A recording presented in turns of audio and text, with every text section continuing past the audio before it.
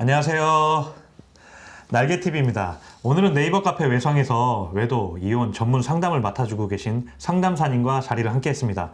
안녕하세요, 상담사님. 네, 안녕하세요. 예, 오늘도 질문을 하나 가지고 나왔는데요. 네.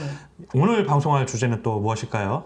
네, 오늘의 주제는 상간자 소송을 한 것을 유책 배우자가 알게 된다면 나타나는 반응이라는 주제입니다.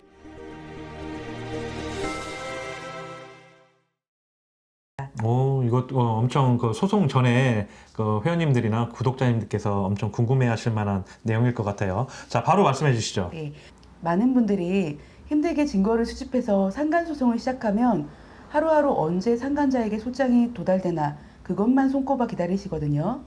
날개님도 잘 아시잖아요. 알죠, 이거는 저는 제가 엄청 많이 했으니까. 네, 매일 눈만 뜨면 전자소송에 들어가서 통신사 사실조회 시는 언제 오나, 언제 상간자에게 소장이 송달되나 이것부터 확인하시거든요. 뭐 송달, 도달 아마 이런 개념도 잘 모르실 거예요. 지금 상간소송을 안 하셨다면, 그러니까 소장 이렇게 작성해 변호사님하고 작성하시면은 그걸 이제 상간자, 상간녀든 상간남이든 이렇게 보내거든요. 그걸 이제 송달이라고 하고 받아보는 걸 이제 도달이라고 하는데 제 경험상 이 시간이 정말 이제 피가 마르는 시간이에요. 그래서 이런 것이 이제 닥칠 수 있다 이제 예방주사 차원에서 한번 들어주시기 바랍니다. 그렇게 오래 기다려서 드디어 상간소장이 상간자에게 도달되는 걸 알게 되면 제일 걱정하시는 게 내 배우자가 어떤 반응을 보일 것인가, 그걸 굉장히 두려워하세요. 상간자는 소장을 받자마자 내 배우자에게 득달같이 알리거든요. 요거 제가 옛날에 방송했었죠. 상간녀 소송은 집 나간 남편도 연락 오게 만든다. 이런 상황 발생할 겁니다, 여러분. 네, 그래서 오늘은 내 배우자가 상간소송한 것을 알게 되었을 때 어떤 반응이 나올 수 있는지 미리 알려드리겠습니다. 네, 궁금합니다. 바로 말씀해 주시죠. 네, 첫 번째 유형은 석고대죄하면서 납작 엎드리는 유형입니다. 아유, 완전 베스트 케이스네요. 네, 이런 유형의 배우자라면 가정 회복의 가능성이 가장 높은 유형이죠. 우리 외도 피해자들이 가장 바라는 일일 거예요. 자신이 잘못한 사실을 다 인정하고 각서나 사실 확인서를 쓰라고 해도 다 쓰고 무조건 이혼만은 하지 말아달라며 무릎 꿇고 빌면서 상간소송을 도와주기도 하거든요. 자, 그럼 상담사님, 네. 이참에서 팩트는 말씀드려야 될 것 같아요. 이게 너무 희망적인 걸 말씀하셨는데, 자, 이럴 확률이 얼마나 됩니까? 10% 미만입니다. 10% 미만이라고 말씀하십니다. 이런 경우는 사실 베스트 케이스긴 한데 그렇게 많지 않아요. 어떤 분들은 세상을 다 산 것처럼 당신이 이혼하자면 당신이 원하는 조건으로 이혼해준다고 말하는 경우도 있거든요. 물론 막상 이혼하자면 다 주는 경우는 드물지만 그래도 상간소송이 시작될 때만큼은 어떻게 해서든 배우자의 화를 풀어줘야 하니까 하자는 대로 다 따른다고 하거든요. 그럼 외도 피해자들은 또 마음이 약해져서 외도를 덮고 다시 잘 살기도 하시고요. 이게 제가 없다고 하는, 진짜 별로 없다라고 말씀드리는 게 이런 부분이에요. 사실 나 팬티만 입고 나갈게 막 이렇게까지 하시는 유책 배우자들이 있긴 있는데 정말 많지 않고, 또 이제 시간이 이제 한 달, 두 달 이렇게 지나면 내가 언제 그랬어 이렇게 돌변하는 좀 배우자들도 있는 것 같아요. 네, 정말 반성하면 드자베를 해도 웬만하면 다 받아주고요. 아내가 욕하면 욕을 듣고 때리면 맞고 각서 쓰라면 쓰고 비자금 내놓으려면 다 주고요. 이런 경우라면 한 번은 용서해주고 다시 잘 살아보라고 말씀을 드리죠. 이런 분들은 자신의 외도 사실이 어디 알려지는 걸 굉장히 두려워하시는 분들이거든요. 그래서 제발 아이들이나 주변에 절대로 알리지 말아달라고 외도를 부끄럽게 여기고 자기가 했던 행동을 수치스러워 하세요. 외도를 하면서도 외도가 잘못된 행동인 걸 알고 배우자에게 일말의 미안한 마음도 있고 상간자를 만나는 중에도 제휴식으로 내적 갈등을 일으키시는 분들도 많아요. 그런데 외도가 너무 짜릿하고 스스로 정리할 수가 없으니까 멈추지를 못하는 거예요. 배우자에게 걸리고 나서 오히려 외도가 발각된 게 시원하다. 자기 그동안 너무 힘들었다고 말하는 분들도 있거든요.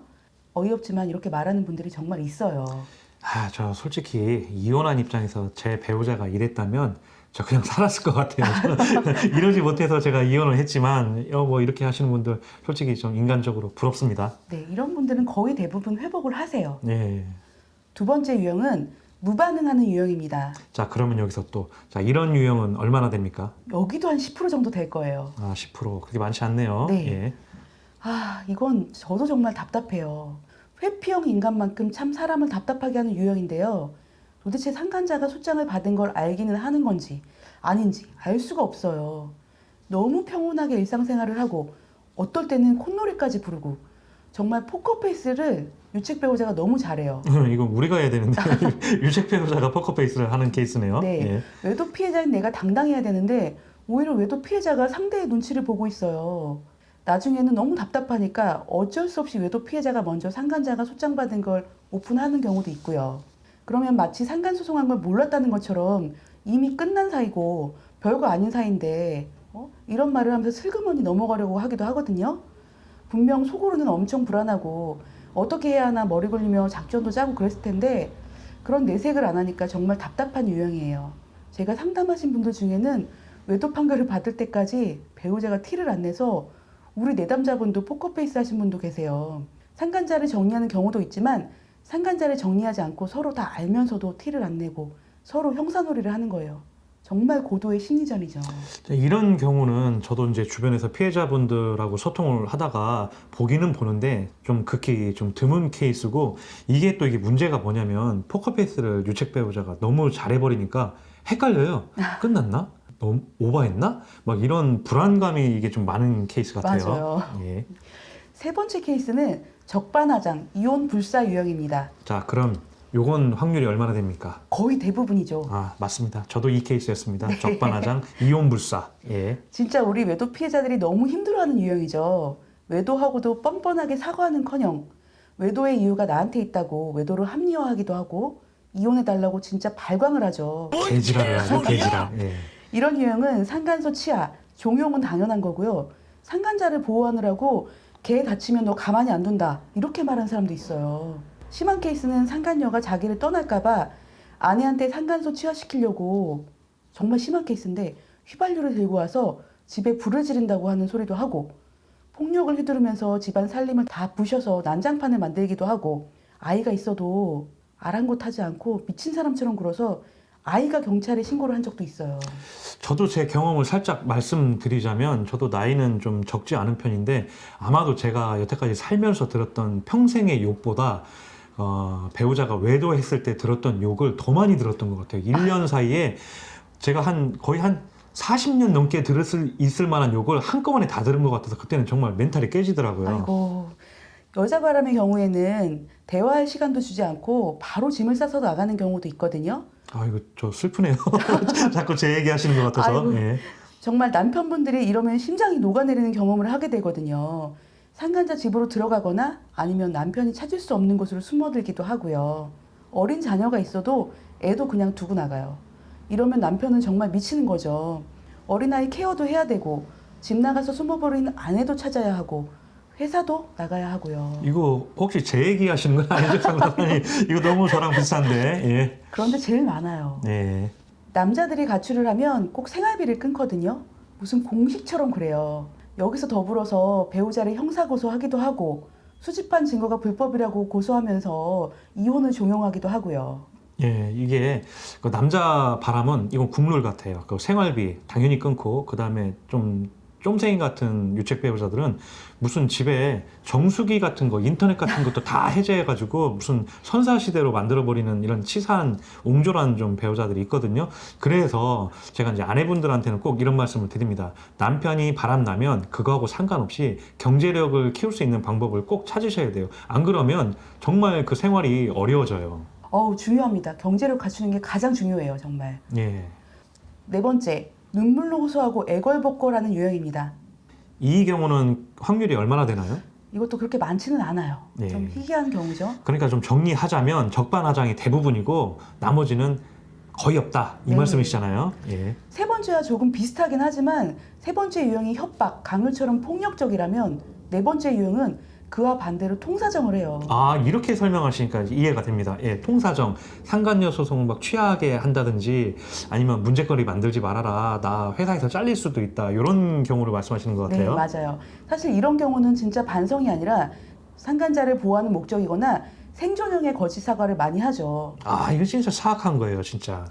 예를 들면 자기가 외도한 게 알려지면 직장은 어떻게 다니냐, 소송하면 우리 아이들이 다 알게 되는 거 아니냐, 혹은 구상권이 들어오면 어떻게 하냐, 제일 겁나는 건 외도 상대 배우자가 걸어오는 맞소송을 가장 두려워하고요. 맞아요. 이거 맞소송, 구상권 이런 거, 구상권이라는 건 이제 끝났을 때나 그런 거고 이건 별로 확률이 없을 것 같고 맞소송 두려워하는 배우자들이 상당히 많거든요. 그럼 우린 그렇게 해야죠. 맞소송 들어오게끔. 그럼요. 그래야 따끔한 맛을 봐야 다음부터는 이제 바람필 생각을 못 하는 거니까요. 이렇게 자신의 외도 사실이 알려지는 걸 극도로 겁내는 경우도 있고 상간자를 보호할 목적인 경우도 눈물로 호소하고 사정사정하면서 소치해달라고 생떼를 부리는 거예요. 이런 소리 많이 하잖아요. 나 곧 정리하려고 했어. 어우, 정말 많아요. 개소리죠? 개소리야! 전에 어떤 분은 시골에서 농사 짓던 할아버님이셨는데 읍내 호프집 하는 여자랑 외도를 하다가 발각이 되셔서 할머님이 가셔서 호프집도 뒤집어 놓고 해도 두 사람이 헤어지질 않아서 결국 자녀들이 도와서 상간소송을 했는데 이제 그 사실을 할아버지가 알고 농약병을 가지고 와서 소송 취하 안 할 거면 이거 먹고 죽는다고 난리를 피운 적도 있어요. 말씀입니다. 아유. 참. 뭐 이런 경우 말고도 아파트 베란다에서 뛰어내린다고 하고 칼 들고 죽는다고 하고 뭐 차로 사고 낸다느니 한강에 빠져 죽는다느니 날개니 우리 그런 소리 정말 많이 듣잖아요. 저도 들었어요. 죽는다고. 근데 잘 놀고 다니더라고요. 이런 거 걱정 안 하셔도 돼요. 네. 지금 생각을 해보세요. 지금 상간녀, 상간남을 만나서 한창 좋을 때인데 죽는다? 이게 말 같지 않은 소리입니다. 개소리입니다, 그냥. 그런데 시간이 지나서 보면 그렇게 목숨까지 바쳐서 사랑한다고 했던 상간자들하고 다 헤어지고 또 다른 상간자들 만나는 경우 많이 봤잖아요, 우리. 네, 많이 보죠. 유책 배우자들은 그런 일로 절대 죽지 않습니다. 그러니 걱정 안 하셔도 돼요. 절대 죽지 않는다가 100%는 아닐 수는 있겠지만 근데 사실 저는 한 번도 못 본 것 같아요. 그러니까 바람핀 사람은 아까도 말씀드렸지만 도파민이 지금 나와서 좋아 죽는 상태인데 그 상태에서 죽는다? 이건 상식적으로 말이 안 되죠. 이거는 오히려 피해자분 아내분들 남편분들이에요. 죽는다고 하니까 진짜 죽을까 봐 뭐 그런 생각들 때문에 걱정을 많이 하시는데 그럴 일 아예 없다고는 말 못해도 거의 없으니까 그런 건 신경 그냥 내려놓으시면 될 것 같습니다. 네, 맞는 말씀입니다. 이렇게 크게 4가지 유형으로 분류했지만 사실 딱 한 가지만 하는 게 아니라 하루에 빌었다가 눈물로 호소했다가 적반하장도 했다가 다 하는 사람이 제일 많고요. 어떤 경우는 소장 받는 걸 난 첫날에는 반성했다가 점점 적반하장으로 변하는 경우도 많아요. 반대로 첫날은 적반하장 이혼불사였다가 점점 이제 상간소가 진행될수록 사과하고 후회하는 경우도 있고요. 이게 이제 유책 배우자들도 엄청 노력하는 거잖아요. 그럼요. 한번 호통도 쳤다가 땡깡도 부렸다가 사정도 해봤다가 눈물로 회유를 했다가 자 여러분들 그거에 절대로 넘어가시면 안 됩니다. 네, 맞습니다. 유책 배우자가 할 수 있는 게 없으니까 그렇게 하는 거예요. 내가 이혼하더라도 그 전에 꼭 니들은 찢어놓는다. 니들 안 떨어지면 나는 죽을 때까지 내 인생에 이혼은 없다. 이런 마인드로 버티는 분들이 결국 외도 해결도 빠르고 확실하게 잘 하시더라고요. 외성 카페에 그런 멋진 분들이 너무 많아서 저도 요즘 감탄하면서 글을 보고 있답니다. 네, 맞습니다. 이런 전투력을 좀 가지셨으면 좋겠어요. 그러니까 계속 울고불고 한다고 뭔가 해결되는 것도 아니고요. 돌아와 한다고 해서 돌아오는 것도 아닙니다. 일단 상간녀 소송이든 상간남 소송이든 이걸 먼저 하셔가지고 저들한테 이제 분란거리를 좀 던져주시고 추후에 어떤 일이 벌어지는가를 그때그때 이제 고민하시면 될 것 같아요. 네, 오늘의 방송 너무 감사드리고요. 오늘 좋은 말씀 해주신 외도, 이혼 전문 상담사님은 요 위에 있죠. 네이버 카페 외성에서 만나보실 수 있습니다. 자, 오늘 정말 감사드리고요. 다음에도 더 좋은 말씀 많이 해주실 거죠? 네, 그렇습니다. 자, 오늘의 방송은 이것으로 마치겠습니다. 외도, 이혼 피해자 커뮤니티 네이버 카페 외성은 오로지 피해자 편입니다. 앞으로도 더 유익한 방송으로 다시 오겠습니다. 자, 다음 시간에 또 만나요. 안녕.